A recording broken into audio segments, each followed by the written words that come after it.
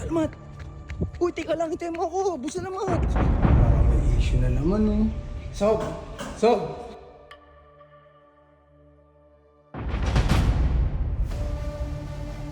Sabi ko na eh, tama lahat ng inala ko yain sa'yo eh.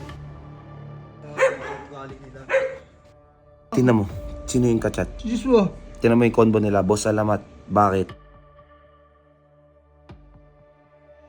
Eh kasi nahalata na tayo ng mga tao, lalo na yung mga suot natin nun. Sa tingin ba safe ang ginawa natin?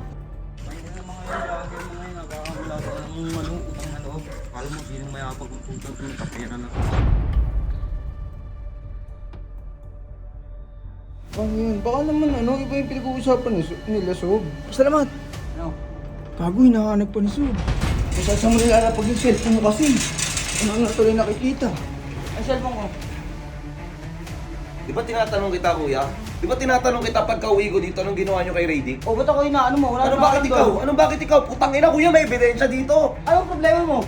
Anong problema ko? Ikaw, anong problema mo? Ba't yung binanatan yung tao? Ang ina yung pagbabago yung tao eh. Babago. Kupal pa rin yun. Anong nangyari?